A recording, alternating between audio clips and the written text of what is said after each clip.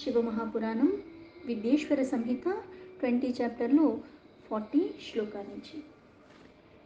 వేదాలలో చెప్పబడినట్టుగా పార్థివలింగాన్ని చేసుకుని దాన్ని మళ్ళీ పూజించటం, ప్రతిదానికి ఒక మంత్రాన్ని చెప్పి ఆ విధి విధానాలు వేదాల్లో చెప్పబడి ఉన్నట్టుగా అవి ఉచ్చరిస్తూ ఒక క్రతువుని చేయాలని చెప్పారు.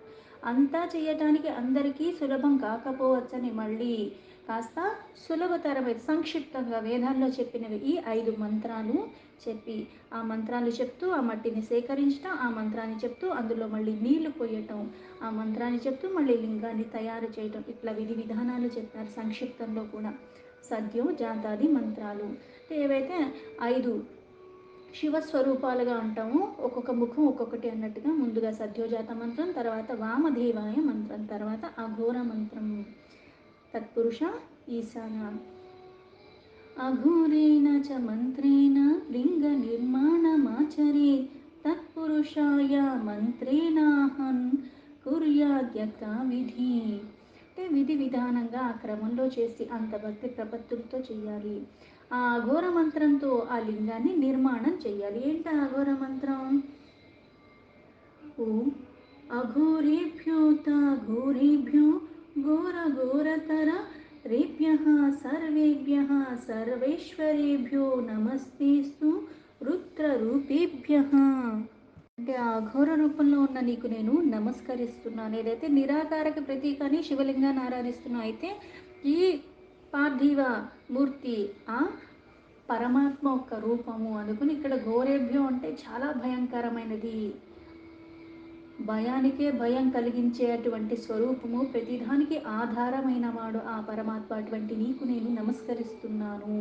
భయాల్ని తొలగించగలిగిన వాడివి, ఎప్పుడు అందరి పట్ల కూడా అలా నువ్వు ప్రతి చోట ఉంటావు. సర్వేభ్యం అంటే సర్వము ఉన్నవాడివి, పైగా సర్వానికి ఈశ్వరత్వం పొంది ఉన్నవాడివి నువ్వే. అటువంటి రుద్ర రూపంలో ఉన్న నీకు నేను నమస్కరిస్తున్నాను. ఏదైతే సృష్టి జరుగుతున్నప్పుడు చాలా ప్రశాంతంగా ఉన్నట్టుగా, మళ్ళీ పోషణ జరుగుతున్నప్పుడు కానీ లయం జరిగేటప్పుడు చాలా ఘోర రూపాన్ని దాలుస్తాడు. ప్రళయ కాలంలో లాగా అది భయంకరమైనది. అంత భయంకరంగా దాల్చినా మళ్ళీ పునః సృష్టి కూడా చేస్తూ ఉన్నాడు.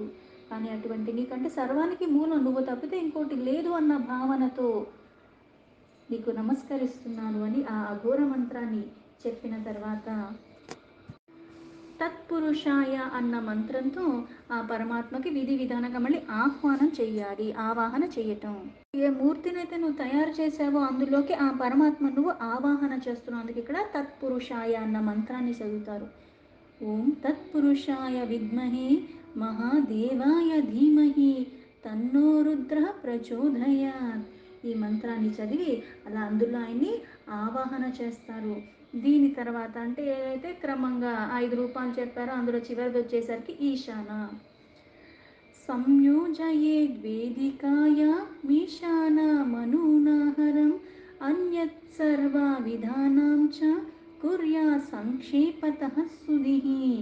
చివరగా ఈశాన అన్న మంత్రంతో ఆ పరమేశ్వరుని అక్కడ మళ్ళీ ఆ వేదిక మీద స్థాపన చేస్తున్నావు, ప్రతిష్ఠ చేస్తున్నావు ఈ ఈశాన అన్న మంత్రంతో. ఆ ఈశాన అన్న మంత్రము ఓం ఈశానః సర్వ విద్యానామీశ్వరః సర్వభూతానాం బ్రహ్మాధిపతిర్ బ్రహ్మణోధిపతిర్ బ్రహ్మా శివో మే అస్తు సదాశివోం. ఇక్కడ ఆయన్ని ప్రతిష్ఠ చేయటము. ఇక్కడ మళ్ళీ విధి విధానంగా మళ్ళీ ఏవైతే శుద్ధి, మనము అంతరంగికంగా బాహ్యంగా మనం శుచిగా ఉండి అక్కడ వేదిక శుభ్రంగా ఉండి లింగం శుభ్రంగా ఉంటే కాదు, చేసేవాడు కూడా అలానే ఉండాలి. ఆ ఉపాసకుడు సంక్షిప్తంగా ఇలా పూజని విధి విధానంగా సంపన్నం చేసుకోవచ్చు. ఇవన్నీ చేసిన తర్వాత పంచాక్షరేణ మంత్రేణ గురుదత్తేన వా తథా కుర్యాత్ పూజాం షోడశో ఉపచారేణ విధివత్ సుధీః. ఇక్కడ లింగాన్ని తయారు చేయడానికి ఆ క్రమాన్ని చెప్పారు. ఇది చేసిన తర్వాత వేదిక మీద పెట్టి ఆవాహన చేసాం, అక్కడ ప్రతిష్ఠ చేసేసాం. చేసిన తర్వాత మళ్ళీ 16 ఉపచారాలు, ఆవాహన దగ్గర నుంచి ఆసన ఆర్ఘ్యాపాధ్య ఇవన్నీ కలుపుకొని 16 ఉపచారాలు, అందుకే షోడశ ఉపచారాలతో విధి విధానంగా పంచాక్షర మంత్రాన్ని లేదా గురువు ద్వారా ఏదైతే మంత్రాన్ని మనం తీసుకున్నామో శివ సంబంధితమైనది దాంతో విధి విధానంగా పూజ చేసుకోవాలి. భవాయ భవనాశాయ మహాదేవాయ ధీమహి ఉగ్రాయ ఉగ్రనాశాయ శర్వాయ శశిమౌళిని.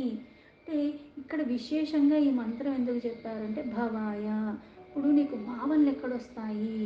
భవాని అంటాం, భవ అంటాం. అయితే ఇక్కడ పైగా భవనాశాయ అంటే భావన కలగటానికి కారణం నువ్వు, మళ్ళీ ఆ భావనలు తొలగించేది నువ్వు అని ఎందుకు అర్థము అంటే ఇక్కడ ఎవరికి కలుగుతాయి భావనలు? జీవికి కలుగుతాయి, బ్రతికున్నవాడికి కలుగుతాయి. ఆ బ్రతికి ఉండటానికి కారణం నువ్వు. అంటే ఈ శరీరానికి కారణం నువ్వు, ఈ చైతన్యానికి కారణం నువ్వు. ఆ కారణాన్ని తెలుసుకోకుండా నాలో భావనలు నాకు ఈ వాసనల వల్ల, వికారాల వల్ల నాకు ఉత్పత్తి జరుగుతుంది. ఇప్పుడు మనకి జరుగుతాయి, ఋషులకి జరుగుతాయి. కాకపోతే వాళ్ళ భావనలంతా కూడా పరమాత్మమయంగానే ఉంటాయి. ఏది చూసినా ఏది చేసినా వికారాల రహితంగా ఉంటారు. ఆ పరమాత్మ మయంగానే ప్రతిదాన్ని దర్శిస్తూ ఉంటారు. మనం అలా కాదు, మన కోరికలు మయంగా ఉంటాము. అందుకే ఇట్లాంటి భావనలన్నీ కూడా నశింపచేస్తాడు. మనకి లలిత సహస్రనామంలో కూడా ఈ నామాలు వస్తూ ఉంటాయి. భవానీ భావనాగమ్య భవారణ్య కుటారిక. అంటే భవుడైన శివుణ్ణి పత్నిగా ఉన్నదాని అందుకే భవాని, భవుడు ఆయన. అయితే ప్రసిద్ధమైన తల్లివి. అయితే ఈ భావనలు మనలో కలగటానికి పైగా భావన గమ్య అంటే ధ్యానం ద్వారా సాక్షాత్కరింపగలుగుతుంది ఆ తల్లి అంటే ఇక్కడ పరమాత్మ. పైగా భవారణ్య కుటారిక, ఇక్కడ భవనాశాయ అన్న భవారణ్య కుటారిక అన్న మళ్ళీ ఒకటి. ఎందుకంటే ఈ సంసారన్న అరణ్యంలో మనం కొట్టుమిట్టాడుతూ ఉంటాం కానీ ఇందులోంచి బయటకి రాము. రాగము ఏదో ఒకటి మనల్ని ఇంకా బంధనాలు పెంచుతూ ఉంటుంది. ఇది దుఃఖభరితమైనది. అవన్నీ తొలగించగలిగిన వాడు ఆ పరమాత్మ ఒక్కడే. అందుకే మహాదేవాయ. పైగా ఉగ్ర రూపంలో ఉంటాడు. పైగా ఉగ్రనాశాయ అంటే ఏంటి? ఆయన ఉగ్రరూపం దాల్చేది ఎందుకు అంటే అధర్మాన్ని తొలగించటానికి, దుష్టత్వంతో ఉన్నవాడిని తొలగించటానికి. పైగా సర్వాయ, సర్వము ఆయనే. పైగా శశిమౌళిని అంటే అంత ఉగ్రరూపం దాల్చగలిగిన వాడు, అన్నీ ధ్వంసం చేయగలిగిన వాడు, పునః సృష్టి చేయగలిగిన వాడైనప్పటికీ కూడా ఎలా ఉంటాడు? శశి అంటే ఆ రేఖాచంద్రుణ్ణి శిరస్సు మీద ధరించి ఉన్నవాడు. సచ్చిత్ ఆనంద స్వరూపమైన పరమాత్మ ఎప్పుడూ చిరునవ్వుతూనే ఉంటాడు, ఆనందమయంగానే ఉంటాడు, వికారరహితంగా ఉంటాడు, అన్నిటికీ అతీతంగా ఉంటాడు. అన్నీ తన కారణంగా ఉన్నప్పుడు కూడా దేనితోనూ సంబంధం లేనట్టుగా ఉంటాడు. ఈ కొన్ని కొన్ని శ్లోకాలు విధి విధానంగా ఉపచారాలు చెయ్యటంతో పాటు ఇవన్నీ చెయ్యటం ద్వారా ఏమొస్తుంది నాకు? నాలో ఉన్న వికారాలు నాకు తొలగిపోతాయి. అవి తొలగించుకోవటానికి అందుకే ఇక్కడ ఈ ఉపచారాల ద్వారా ఆ అంటే ఆచార ఆ సన్నిధిగా ఉండి ఆచరిస్తున్నావు. ఆచరించటం ద్వారా ఏమవుతుంది అంటే నీలో మార్పు వస్తుంది. అంతేగాని ఈ విగ్రహం ఏదైతే ఉందో నేను ఇంతలాగా అభిషేకం చేశాను కాబట్టి, నేను ఇంతలాగా అన్నీ ఇచ్చేస్తున్నాను కాబట్టి దానికి ఏదో వచ్చేస్తుందన్న వ్యామోహంలో ఉండకూడదు. ఈ నా శరీరంలో ఉన్న అది అంతరంగంలో ఉన్న పరమాత్మని తెలుసుకునే ప్రయత్నం ఇది నాకు. దీన్ని పట్టుకునేది సరిగ్గా పట్టుకుంటే నేను ఆ స్థితికి వెళతానన్న జ్ఞానంతో పట్టుకోవాలి. అనేన మునీనా వాపి పూజయే శంకరం సుధిః సుభక్త్యా చ భ్రమం త్యక్త్వా భక్తయేవ ఫలధ శివః. ఇలా విధి విధానంగా ఈ మంత్రాలతో ఉపాసకుడు అంటే భక్తి శ్రద్ధ ఉన్నవాడు భ్రమలు వీడి అంటే మాయామోహాలతో కూడుకున్నవి, అందుకని అవన్నీ వీడి ఉత్తమమైన భావనతో భక్తితో పరమేశ్వరుని ఆరాధించాలి. భావన మారితే క్రియలో మార్పులు వచ్చేస్తున్నట్టుగా అయిపోతూ ఉంటాయి. దాని మీద ఏకాగ్రత వస్తూ ఉంటుంది. అందుకని భావన చాలా ప్రధానము. ఆరాధన నువ్వు ఎప్పుడైతే భావనాయుక్తంగా చేస్తూ ఉంటావో, అందులో లీనమైపోయి చేస్తూ ఉంటావు, ఆ భక్తిలో ఇంకా మనోవాంఛిత అంటే నీ మనస్సులో ఉన్నవన్నీ కూడా నీకు నెరవేరిపోతాయి. ఇత్యపి ప్రోక్తమాధృత్య వైదికం క్రమపూజనం ప్రోచతే అన్య విధిః సమ్యక్ సాధారణతయ ద్విజాః. అందుకే ఇక్కడ ఓ బ్రాహ్మణులారా, వేదిక మీద విధి విధానంగా ఈ పూజా విధానం అన్నది వైదిక పరంగా ఎలా అయితే మట్టిని సేకరించటం, దాన్ని మళ్ళీ ఎలా లింగాన్ని చేసుకోవటం, మళ్ళీ దాన్ని ఎలా ప్రతిష్ఠ చేయాలి, ఆ మంత్రాలు ఏంటి, విధి విధానంగా చేస్తే ఫలితాలు ఏంటి, ఇవన్నీ చెప్పాను. అందుకే ఇది హృదయపూర్వకంగా ఆరాధిస్తూ రెండు పూజా విధానాలు, ఒకటేమో రెండు వైదికపరమైనవే, ఒకటేమో కాస్త పెద్దగా ఉంటుంది, ఒకటి సంక్షిప్తమైనది. ఉత్తమోత్తమమైనది కాక సాధారణమైన మానవులకు కూడా ఉపయోగకరమైనది. అంటే అందరూ పూజించుకోవాలి, ఎందుకంటే అందరం అక్కడి నుంచే వచ్చాము. అయితే అందరికీ ఎలా వస్తుంది? ఇప్పుడు మనకు ఒకళ్ళు మంత్రాన్ని చెప్తే కానీ మనకు అర్థం కాదు. ఇప్పుడు నాకు చదివే రాదు, నాకు ఎలా తెలుస్తుంది? భక్తి ఉంటుంది. ఎలా అయితే భక్త కన్నప్ప అంట మంత్రాలు చదివేదా, తంత్రాలు చేశాడు, ఏం చేశాడు? ఏం లేదు, తను తినే ఆహారాన్ని నివేదించుకున్నాడు. అంతకు మించి ఏం తెలియదు. కాకపోతే అక్కడ నిష్కల్మషమైన భక్తి ఉన్నది. సర్వసాధారణంగా ఉన్న ప్రతి ఒక్కరికి కూడా, అంత విద్య లేని వాళ్ళకైనా ప్రతి ఒక్కళ్ళు ఆచరించుకోవటానికి, ఆ పరమాత్మ మీద ప్రీతితో చేసుకోవటానికి క్రతు అన్నది ఒకటి.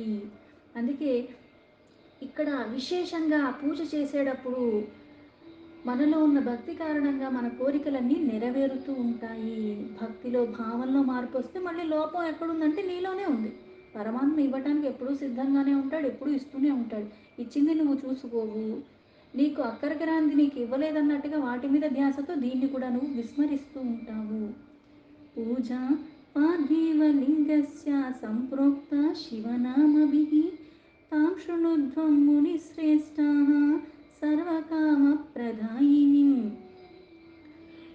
అందుకే మునులారా, పార్థివలింగ పూజ శివనామాలతో చెప్పబడి ఉన్నది.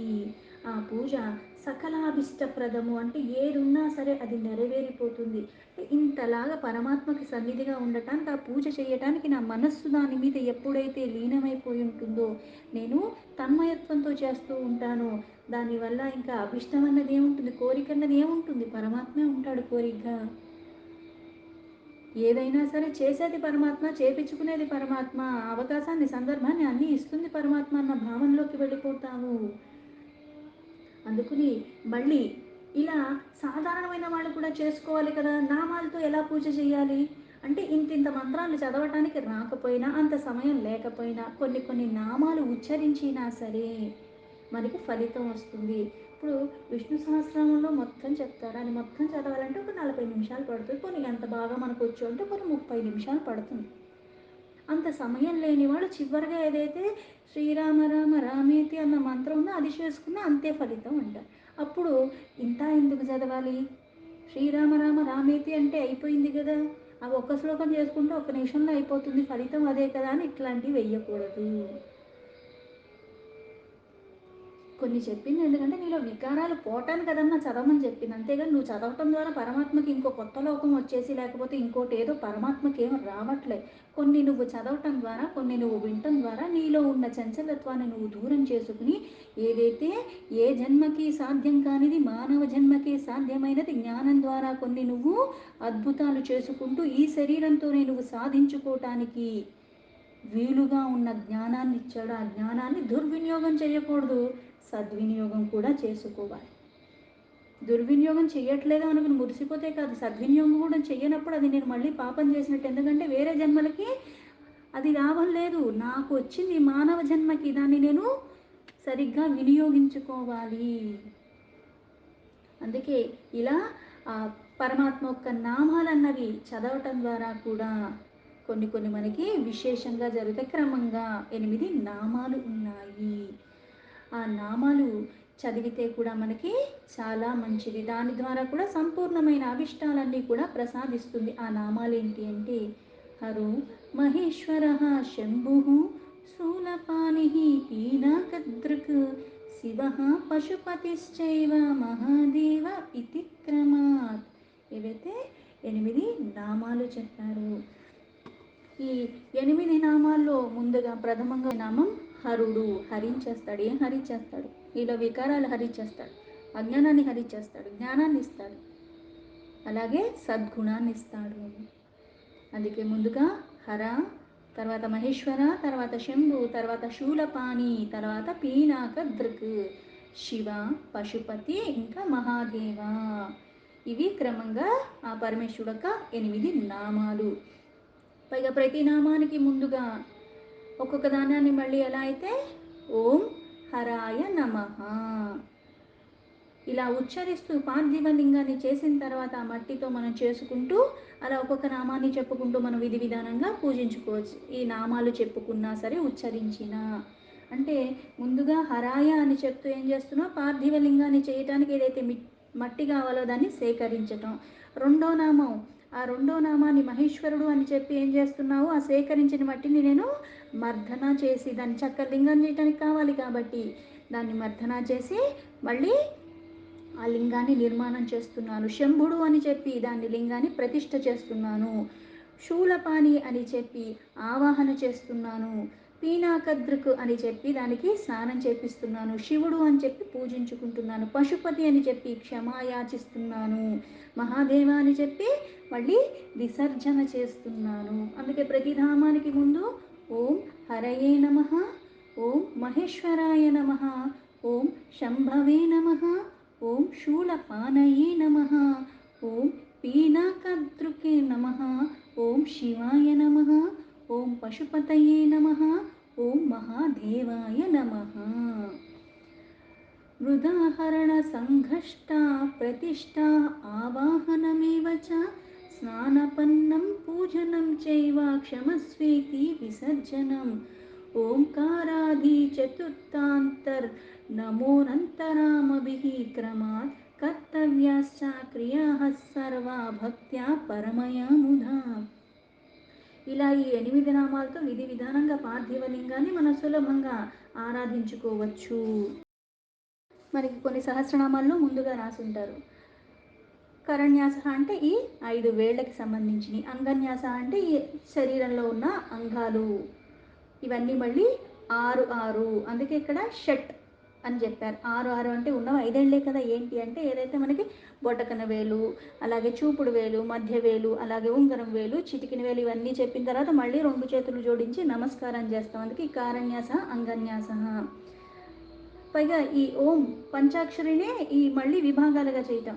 ఓం అని చెప్పి అంగుష్టాభ్యం నమః, నమ్ అని చెప్పి తర్జనీభ్యాం నమః, మమ్ అని చెప్పి మధ్యమాభ్యం నమః, షిమ్ అని చెప్పి అనామికాభ్యాం నమః, వామ్ అని చెప్పి కనిష్ఠికాభ్యాం నమః, ఎం అని చెప్పి కరతలకర పృష్ఠాభ్యాం నమః. అంటే 2 చేతులు 2 వేళ్ళు ఇలా కలిపి పంచభూతాలతో కూడుకుని 5 వేళ్ళు ఒక్కొక్క దానికి సంకేతంగా. ఇది కరణ్యాస.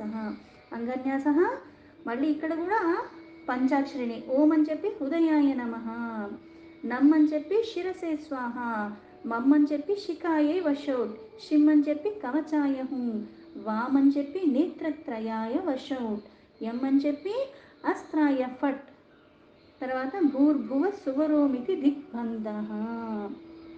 అంగన్యాస కారణ్యాస చేసి అప్పుడు మళ్ళీ అంటే విధి విధానంగా. అందుకే ధ్యానానికి వెళ్ళే ముందు ఇవన్నీ చెయ్యమని చెప్తారు. ఎందుకు ధ్యానంలోకి వెళ్ళేటప్పుడు ఇవన్నీ చెప్తారంటే నువ్వు ఈ శరీరంతో చేస్తున్నావు.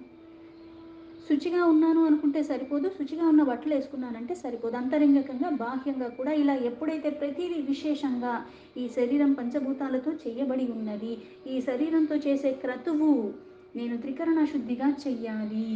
అందుకుని ఇలా అంగన్యాస కారణ్యాస అంటే ఇవన్నీ న్యాసంగా నీకు పరమాత్మ నుంచి వచ్చినవి, నీవి కాదు. అలా నువ్వు చేసి దాన్ని అనుసరించిన తర్వాత ధ్యానంలోకి వెళ్ళాలి. ఆ ధ్యానంలోకి వెళ్ళేటప్పుడు కైలాసపీఠాసనమధ్యస్థం భక్తేహాసనందాదిభిరర్చేర్మానం భక్తార్థిర్దావనాలా ప్రమేయం ధ్యాయాదు మాలింగత విశ్వభూషణం. అంటే ఇక్కడ ఆ పరమాత్మని ధ్యానిస్తున్నాం. ఎలా ఉన్నాడు, కైలాస పర్వతం దగ్గర సుందరమైన సింహాసనం మధ్యలో కూర్చుని విరాజమానంగా ఉన్నాడు. అయితే అలా విరాజమానంగా ఉన్న ఈ పరమేశ్వరుడు ఎవరితో పూజింపబడుతున్నాడు, సనకాది సనందాదుల ద్వారా, ఇటువంటి భక్తుల ద్వారా పూజింపబడుతున్నారు. ఆ భక్తులు దుఃఖాన్ని తొలగించగలిగిన వాడు. అంటే ఎటువంటిదైనా సరే చాలా తేలిగ్గా అంత తేలిగ్గా తీసిన వాడైతే మనకి దుఃఖాలు ఎందుకు వస్తున్నాయి, ఆయన తీసేస్తున్నాడు కదా, మరి దుఃఖం ఎందుకు వస్తుంది అందరికీ అంటే ఇక్కడ మళ్ళీ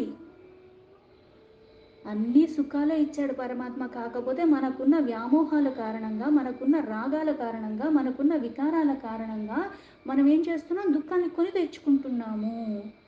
అక్కడికి రాని విషయాల మీద చిన్నపిల్లలు ఉన్నారు, వాడికి కావాలంటే కావాలి, ఏడ్చి రాద్ధాంతం చేసి వాడికి బాగా పుష్టినిచ్చేది పనికొచ్చేది నేను పెడుతూ ఉన్నా, అది వాడికి నచ్చల. ఇంకా ఏదో కావాలి, దానికి ఇవ్వట్లేదని చెప్పేసి ఓ ఐస్ క్రీమో లేకపోతే ఇంకేదో చాక్లెట్, అది పళ్ళు పుచ్చిపోతాయి, అన్నీ పుచ్చిపోతాయి. ఈ మధ్యన ఏ జబ్బు వస్తుందో చాక్లెట్ తింటే ఎవరికీ తెలీదు. కానీ అదే కావాలంట. అది ఇచ్చేదాకా ఏడుస్తాడు, ఏడుస్తాడు. ఇంకా మనం కొట్టేసి రక్కేసినట్టుగా అంతలా చేస్తూ ఉంటాడు. అలాగే మనం కూడా కొన్ని కొన్ని కర్మలు ఎలా చేసుకుంటూ వచ్చామంటే కొన్ని జన్మల నుంచి వికారభరితంగా చేసుకుంటూ వస్తున్నాము. మాలిన్యాలతో కూడుకుని ఉన్నాము. అందుకని ఆ దుఃఖాన్ని మనం కొని తెచ్చుకున్నాము. అయితే భక్తితో ఎప్పుడైతే నేను పరమాత్మని త్రికరణ శుద్ధిగా ఆశ్రయిస్తున్నానో అక్కడ ఏం చేస్తున్నాడు? ఇవన్నీ తొలగిచ్చేస్తున్నాడు. అప్రమేయ. పైగా ఎలా ఆసనం మీద కూర్చున్నారని చెప్పాడు. ఎలా కూర్చున్నాడు? ఆయన పార్వతీదేవి సమేతంగా అక్కడ కూర్చునున్నాడు. భక్తితో ఇలా అలా ఉన్న పరమాత్మని నువ్వు పూజించుకోవాలి. అన్ని సర్వభూషణాలన్నీ కూడా వేసుకుని ఉన్నాడు. అట్లా కూర్చున్న ఆ పరమాత్మని చింతన చేయాలి. ధ్యానం చేయటం అంటే ఆ రూపాన్ని నువ్వు అలాగ నీకు ఎదురుగా ఉన్నట్టుగా ఒక్కసారి అవన్నీ గుర్తు రావాలి. ఈ రకంగా మనం పూజించుకోవాలి. దీంతో శివమహాపురాణం విద్యేశ్వర సంహితలో 20 చాప్టర్లో 51 శ్లోక సంపూర్ణం.